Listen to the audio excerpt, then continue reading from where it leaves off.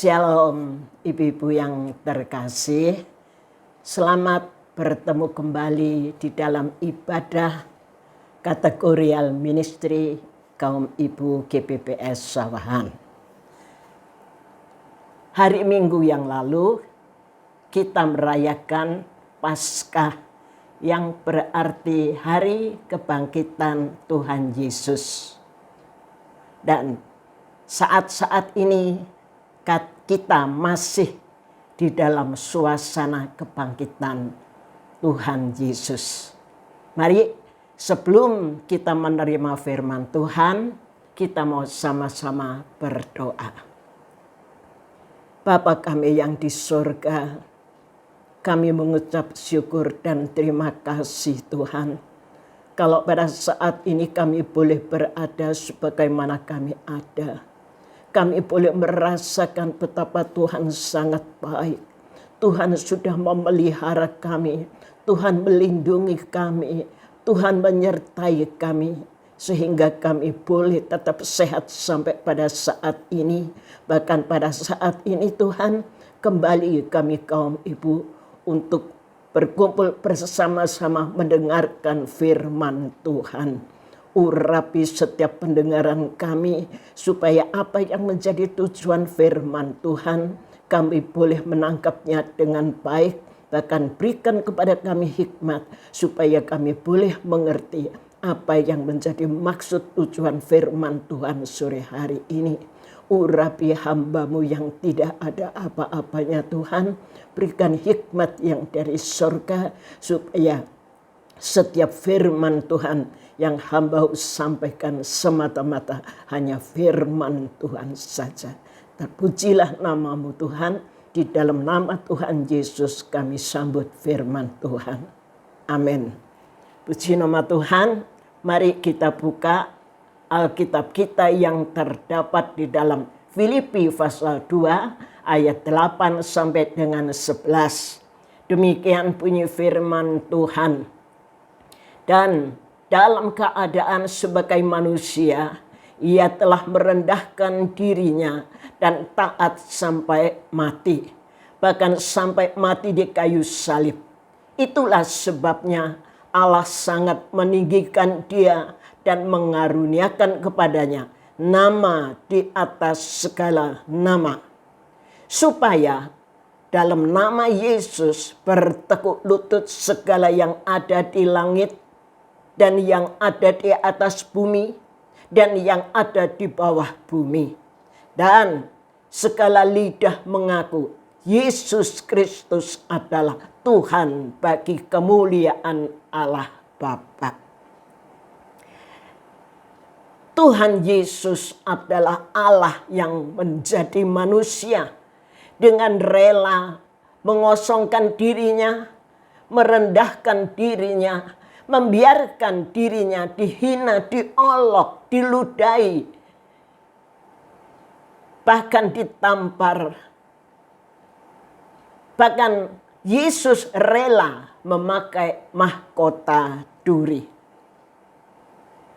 Sekalipun diperlakukan demikian, Yesus tetap Allah. Bahkan Allah telah meninggikan dia, mengaruniakan kepadanya nama di atas segala nama.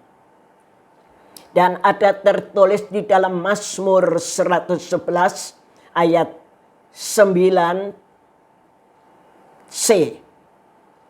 Namanya kudus dan dahsyat. Namanya kudus dan dahsyat. Kudus adalah sifat pribadi Allah dan namanya dahsyat. Ibu-ibu, mengapa nama itu disebut dahsyat? Mari sore hari ini kita mau sama-sama meneliti firman Tuhan. Mengapa nama Yesus itu disebut nama yang dahsyat? Yang pertama, kita buka Amsal Sulaiman 18 ayat yang ke-10. Demikian bunyi firman Tuhan. Nama Tuhan adalah menara yang kuat. Kesanalah orang benar berlari dan ia menjadi selamat. Jadi mengapa nama itu disebut dahsyat? Yang pertama, karena nama itu adalah menara yang kuat.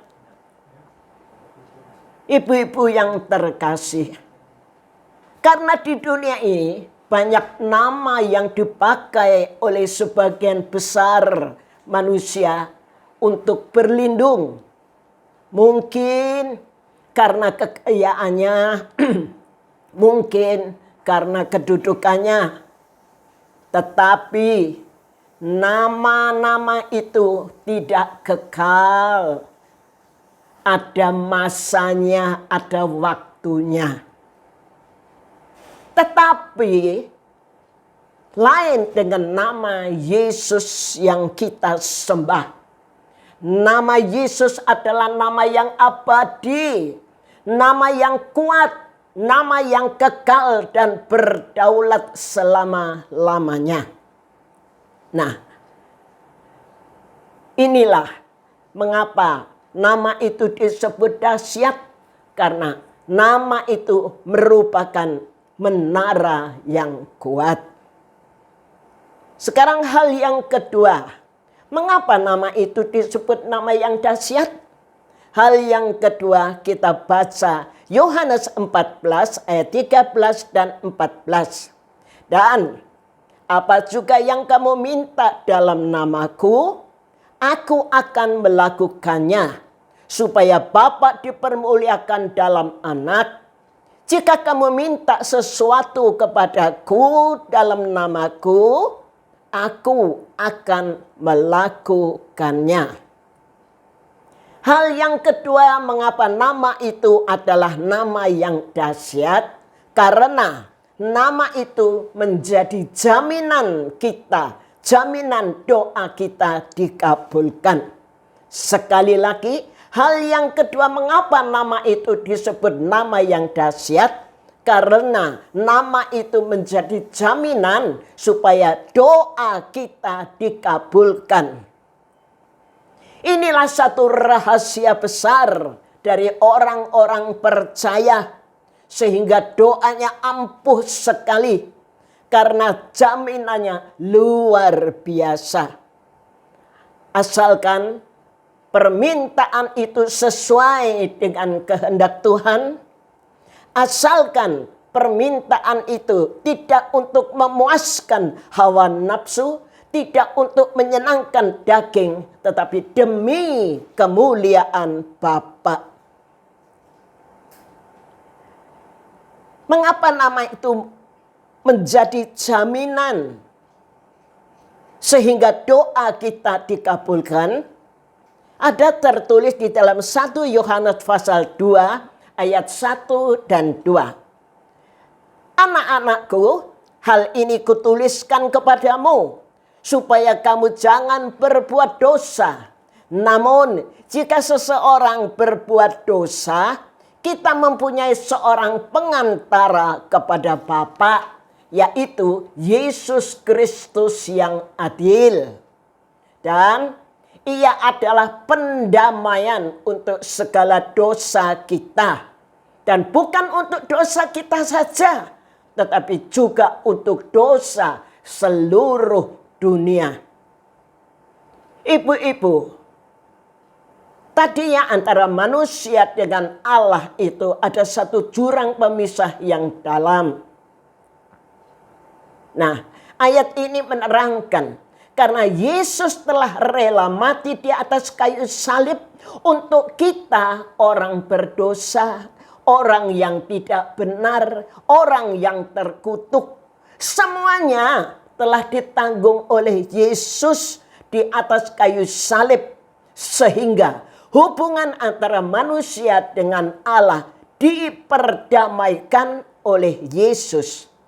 Jadi Yesuslah pengantara antara Allah dan dengan manusia. Sehingga karena nama Yesuslah maka doa-doa kita didengar dan dikabulkan Bapa. Sekarang kita melaju terus. Hal yang ketiga, mengapa nama Yesus itu adalah nama yang dahsyat? Yang pertama kali tadi, yang pertama adalah nama Yesus adalah menara yang kuat. Yang kedua, nama itu menjadi jaminan supaya doa kita dikabulkan. Yang ketiga, kita baca di dalam Yohanes 8 ayat yang ke-29. Demikian bunyi firman Tuhan. Dan Ia yang telah mengutus aku, Ia menyertai aku. Ia tak membiarkan aku sendiri, sebab aku senantiasa berbuat apa yang berkenan kepadanya. Ibu-ibu yang kekasih di dalam Tuhan, hal yang ketiga saya jelaskan, dan Ia yang telah mengutus aku. Ia huruf besar di sini berarti Bapa.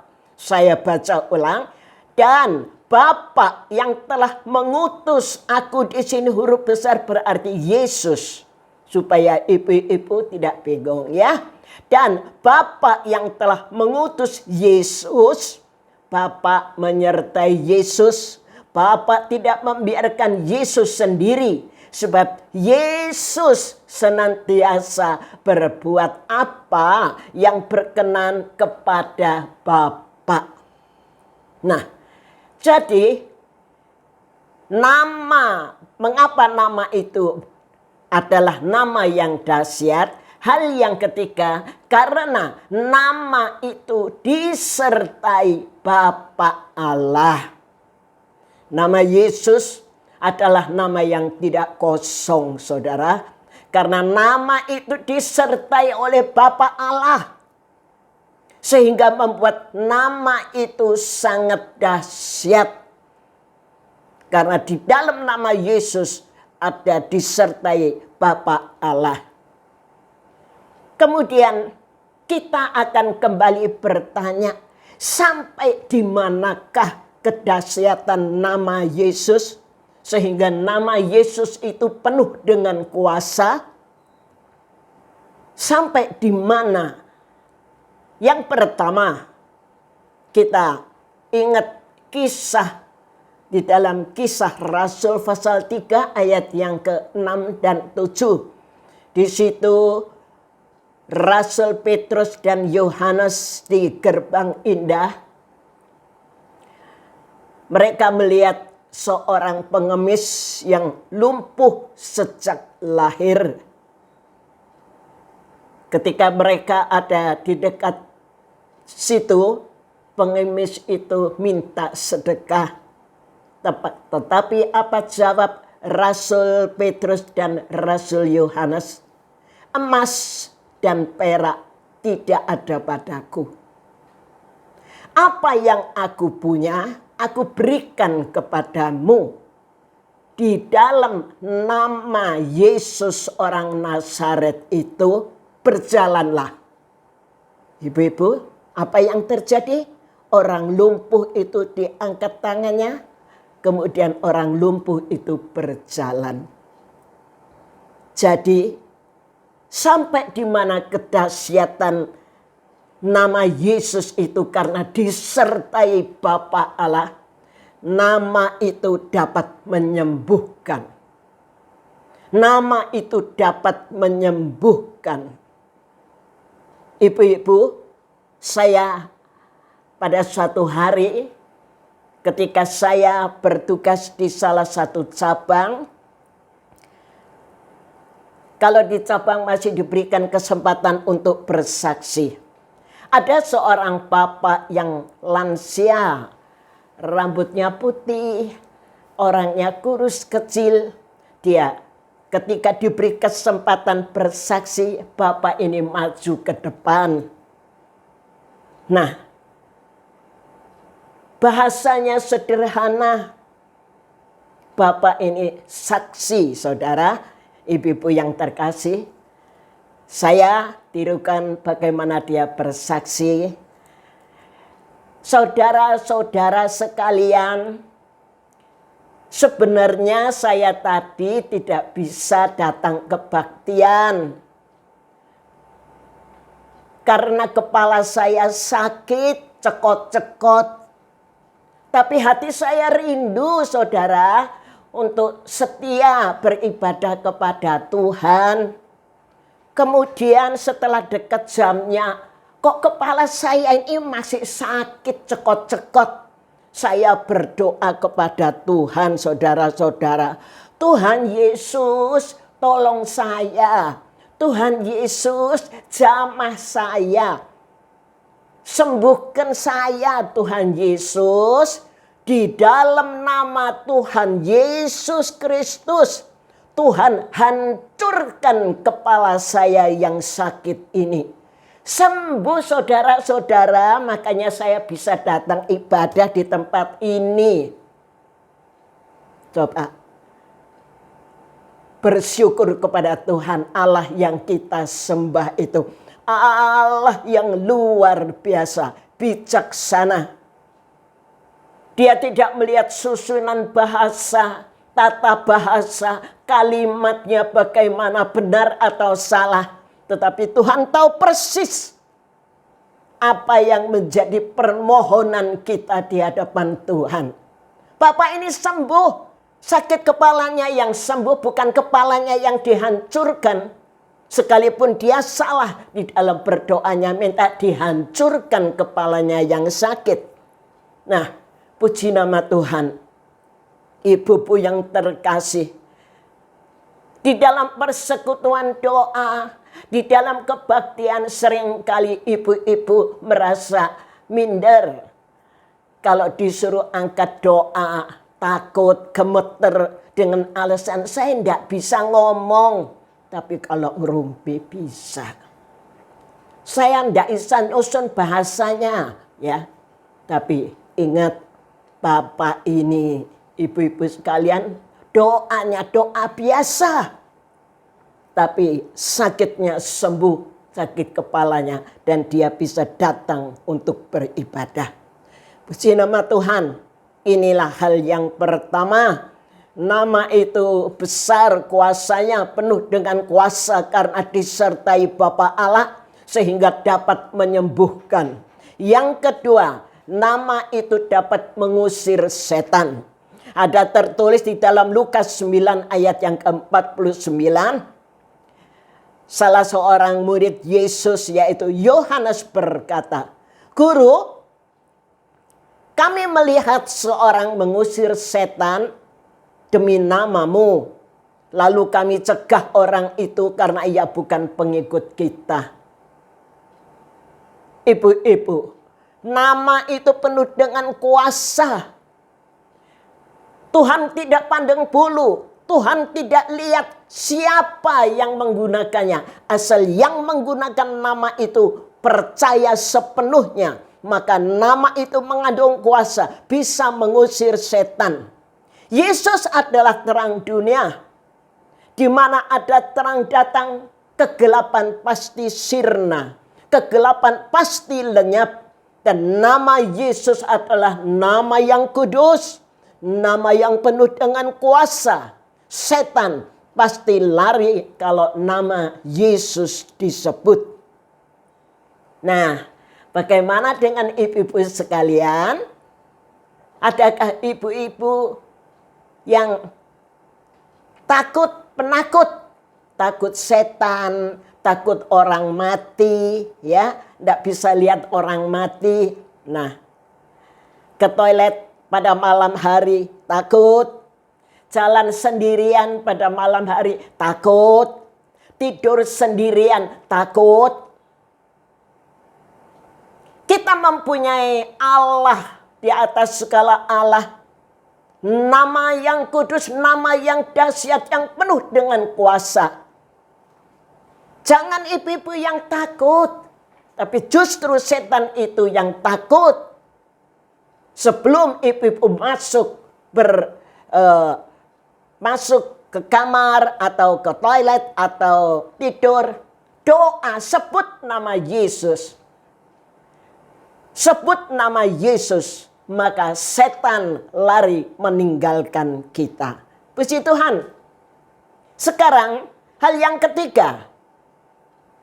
Nama itu menjadi penuh kuasa karena disertai Allah Bapa. Hal yang ketiga, nama yang mendatangkan kemenangan. Tentu kita ingat kisah Daud, perawakannya kecil, berperang melawan Goliat, seorang raksasa yang perawakannya besar.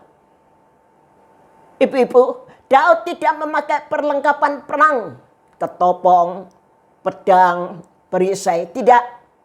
Senjatanya hanya ketepil dan batu. Tetapi bukan karena ketepil dan batu itu, sekalipun alat itu kecil, senjata itu kecil, tetapi yang diutamakan oleh Daud, Daud datang menyerang Goliat dengan memakai nama Tuhan Allah orang Israel. Yang terjadi, Goliat si raksasa itu dikalahkan oleh Daud yang perawakannya kecil. Saat-saat ini zaman pandemi COVID-19, banyak orang susah, ya. Banyak ibu-ibu di dalam pergumulan. Mungkin ada keluarga yang kena COVID-19. Mungkin ada suami atau anak yang kena PHK, tidak ada pekerjaan. Sehingga ekonomi menjadi sangat berat. Mungkin ada ibu-ibu yang sedang di dalam pergumulan lain. Masalah rumah tangga tidak ada damai sejahtera. Mungkin ada juga masalah sakit penyakit. Di dalam pergumulan apapun, biar bagaimanapun beratnya persoalan, mungkin seakan-akan sebesar Goliat. Ingat, sebut nama Yesus. Jangan patah semangat, jangan loyo. Jangan biarkan perasaan takut itu menguasai ibu-ibu sekalian. Berserulah kepada Yesus, panggil namanya. Dia pasti berperang ganti kita. Karena yang punya nama, dia akan menggantikan kita. Dia akan berperang untuk ibu-ibu sekalian. Yang keempat, nama itu nama yang menyelamatkan. Firman Tuhan di dalam Roma 10 ayat yang ke-13. Sebab barang siapa berseru kepada nama Tuhan akan diselamatkan. Saya ulangi. Barang siapa berseru kepada nama Tuhan akan diselamatkan. Nama Tuhan kita adalah Yesus. Dan tertulis di dalam Kisah 4 ayat yang ke-12. Dan keselamatan tak ada di dalam siapapun juga selain di dalam Dia. Sebab di bawah kolong langit ini tidak ada nama lain yang diberikan kepada manusia yang olehnya kita dapat diselamatkan. Sungguh nama Yesus tidak kosong. Tetapi nama yang penuh dengan kuasa. Karena ada tertulis. Karena Yesus berkata, kepadaku telah diberikan kuasa di surga dan di bumi. Ada satu kesaksian, ada seorang anak Tuhan bersaksi. Anak Tuhan ini sekeluarga naik mobil keluar kota, disetir sendiri. Di tengah jalan terjadi kecelakaan karena ban yang ada di depan meletus dan yang pegang setir oleng, akhirnya mobil ini terguling beberapa kali. Kurang satu kali gulingan, pasti masuk jurang. Tetapi seluruh penumpang di dalam mobil ini menjerit, berseru nama Yesus. Yesus tolong, Yesus tolong. Ibu-ibu, apa yang terjadi? Mobil ini tidak jadi terguling masuk jurang karena tersangkut dengan selokan kecil. Setelah ditolong, kemudian dibawa ke bengkel.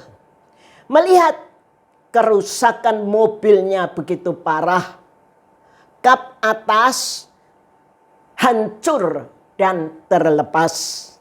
Bengkel bertanya, berapa yang meninggal? Sopirnya pasti mati ya. Anak Tuhan ini bilang, saya sopirnya. Tidak mati. Seluruh penumpang tidak ada yang cedera. Semuanya selamat. Karena nama Yesus yang disebut oleh seluruh penumpang waktu terguling-guling tadi. Sehingga nama itu berkuasa menyelamatkan seluruh penumpangnya. Puji Tuhan. Dan sekali lagi, nama yang dahsyat. Mengapa nama itu dahsyat? Hal yang keempat, nama itu menjadi dasar ibadah kita. Firman Tuhan di dalam Matius 18 ayat yang ke-20. Sebab di mana 2 atau 3 orang berkumpul dalam namaku, di situ aku ada di tengah-tengah mereka. Ibu-ibu, kita berkumpul hanya karena nama Yesus yang sudah mati di kayu salib untuk saudara dan saya, untuk kita semua, sehingga kita semua beroleh hidup kekal di surga yang mulia. Sebagai ayat yang terakhir, Ulangan pasal 5 ayat yang ke-11. Jangan menyebut nama Tuhan Allah dengan sembarangan, sebab Tuhan akan memandang bersalah orang yang menyebut namanya dengan sembarangan. Saya tekankan, ibu-ibu sekalian, seringkali saya mendengar, nanti kalau kaget, sepertinya latah. Oh Yesus. Mungkin karena diceplek kaget. Oh Yesus. Kesandung kepreset. Oh Yesus. Diubah. Sebab firman Tuhan katakan jangan menyebut nama Tuhan dengan sembarang. Kalau tadi ketika terjadi kecelakaan, nama itu bisa menyelamatkan. Jadi jangan dibuat latah kemudian menyebut nama Yesus dengan sembarangan. Nah, sebagai satu tekanan, mungkin saat-saat ini ibu-ibu sedang menghadapi tantangan, sedang menghadapi persoalan kesukaran. Apapun bentuk kesukaran itu, persoalan di dalam rumah tangga, persoalan ekonomi karena keluarga ada yang kena PHK, persoalan sakit penyakit, mungkin juga persoalan kuasa kegelapan. Jangan berharap kepada manusia, kita pasti kecewa. Tetapi panggillah nama Yesus, maka yang punya nama itu pasti turun tangan, pasti campur tangan, menolong setiap persoalan kita dan memberikan jalan keluarnya. Terima kasih, sekian firman Tuhan. Dan mari kita mau sama-sama berdoa. Bapa kami yang di surga, di dalam nama Tuhan Yesus Kristus, kami mengucap syukur dan terima kasih Tuhan. Kalau Allah yang kami sembah bukanlah Allah yang mati, tapi Allah yang sudah bangkit dari kematian dan hidup. Allah yang hidup, Allah yang mempunyai nama yang dahsyat, nama yang kudus, nama yang penuh dengan kuasa.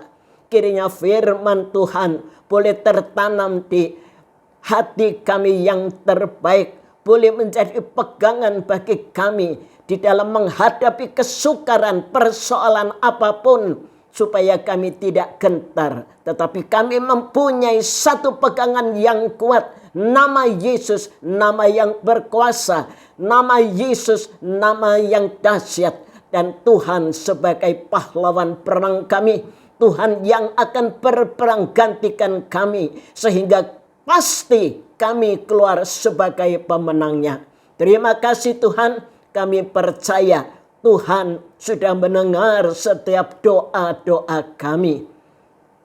Segala puji, hormat, kemuliaan serta kebesaran kami persembahkan hanya bagi Bapa Allah kami yang di surga. Di dalam nama Tuhan Yesus Kristus kami sudah berdoa dan mengucap syukur. Amin. Selamat sore dan Tuhan memberkati kita sekalian.